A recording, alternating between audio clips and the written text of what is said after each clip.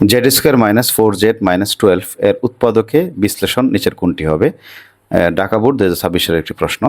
তো আমরা উৎপাদক বিশ্লেষণ আমরা হাতে কলমে করতে পারি, আর আমরা ক্যালকুলেটরের সাহায্যে আমরা উৎপাদকের বিশ্লেষণ আমরা করতে পারবো। তো আমরা দুইভাবেই দেখি। আমরা প্রথমে হাতে কলমে করি।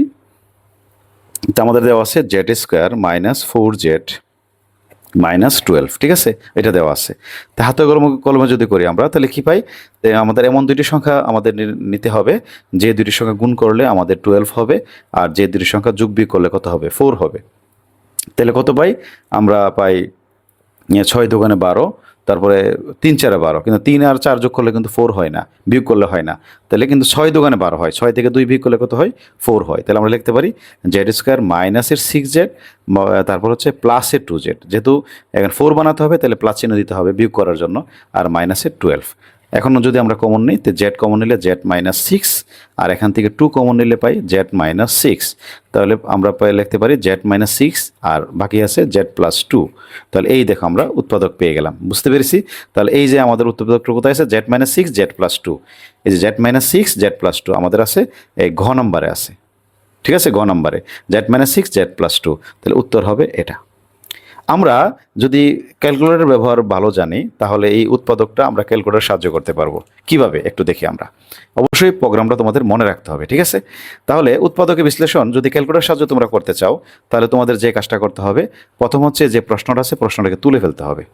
আমরা তুলে নেব আমরা, হ্যাঁ, তুলে নেওয়ার পরে আমরা সহজেই মানটা বের করতে হবে। তার জন্য আমাদের যে কাজটা করতে হবে তা হচ্ছে আমাদের যে ইয়াটা আছে, অঙ্কের মুড আছে, ক্যালকুলেটরের মুডটাকে নিতে হবে আমাদের এই যে ইকুয়েশন মোডে। এই দেখো 5 নম্বরে ইকুয়েশন মুড আছে, 5 নম্বর আমরা ইকুয়েশন মোডে গেলাম। মুডে যাওয়ার পরে আমাদের সমীকরণটা দেখো কি ধরনের? জেড স্কোয়ার, ঠিক আছে, মানে দ্বিঘাত। তাহলে আমরা এখান থেকে দ্বিঘাতটা বের করতে হবে। এই যে দেখো 3 নম্বর হচ্ছে দ্বিঘাত সমীকরণটা, বুঝতে পেরেছি? এই যে দেখো 3 নম্বর। তাহলে আমরা 3 নম্বরে ক্লিক করব। আমাদের 3 নম্বরের দ্বিঘাত সমীকরণ মোডে চলে গেছে। এখন আমরা কি করব? আমাদের এখানে যে আমাদের সহগগুলো আছে, শুধু সহগগুলো তুলব, তাহলেই হবে। আমাদের এখানে দেখো জেডের সহগ কত দেওয়া আছে? 1, আর জেড স্কোয়ারের সহগ এখানে 1, আর জেডের সহগ কত? মাইনাসের 4, আর এখানে আমাদের ধ্রুবক পদ কত? মাইনাস 12, চিহ্ন সহ লিখতে হবে। এখন আমরা এগুলো লিখে ফেলি। তো জেড স্কোয়ারের সহগ কত? 1 দিয়ে আমরা ক্লিক দেব, হয়ে গেল। তারপর হচ্ছে আমাদের এই যে জেডের সহগ হচ্ছে -4, তো -4 দিয়ে আমরা সমান চিহ্নতে ক্লিক করি। আর আমাদের ধ্রুবক পদ কত? এই যে -12, তো -12, সরি, -12 দেওয়ার পরে সমান চিহ্ন দেবো, লেখা হয়ে গেল নাকি? এখন আমাদের কাজ হচ্ছে সমান চিহ্ন, এই যে আমাদের যেটা আছে এখানে ক্লিক করা। তো আমরা সমান চিহ্নতে ক্লিক করি। এই যে দেখো x1 এর মানটা কত বসাচ্ছে? দেখাচ্ছে 6। আমরা একটু লিখি। তারা দেখাচ্ছে x1 এর মান হচ্ছে 6। তারপর যদি আরেকটা ক্লিক করি, তারা x2 এর মান দেখাচ্ছে কত? -2। তারা দেখাচ্ছে x2 এর মান হচ্ছে -2। তাহলে আমরা অঙ্কটা যে চলক দ্বারা করি না কেন, যেহেতু আমরা এখানে এক্স এর মাধ্যমে, মানে আমাদের ক্যালকুলেটরে চলকটা তারা XYZ দ্বারা লেখে, ঠিক আছে, তারা এক্স তারা এখানে আমাদের অঙ্কটা দেখাচ্ছে, আর এখানে কিন্তু অঙ্কটা দেওয়া হচ্ছে জেড এর মাধ্যমে। তো যেটাই হোক, তোমাকে এক্স এর মাধ্যমে দেখাবে, তুমি এটাকে জেড ধরে নেবা।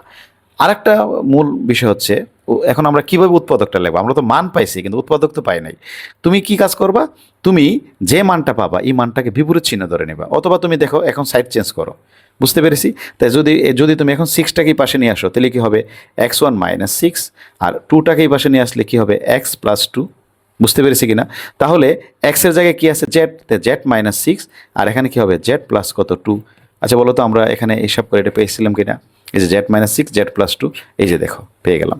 তাহলে আমাদের যে মানগুলো আসবে, মানগুলোর বিপরীত চিহ্ন তুমি হিসাব করবা ওই চলকের সাথে তুমি মানগুলোর বিপরীত চিহ্নটা নিয়ে নিবা। এই যে দেখো আমি আবারও যদি ক্লিক করি, এক্স এর মান দেখাচ্ছে 6, তাহলে তুমি কি করবা? তোমার চলক যেহেতু জেড, তুমি লিখবা, তুমি চিন্তা করবা জেড -6। আবার আরেকটা ক্লিক করো, x2 এর মান দেখাচ্ছে -2, তো তুমি এখানে +2 হিসাব করবা, তো জেড + 2, এইতে আমরা উত্তর পেয়ে গেলাম, জেড -6 জেড + 2। বুঝতে পেরেছি?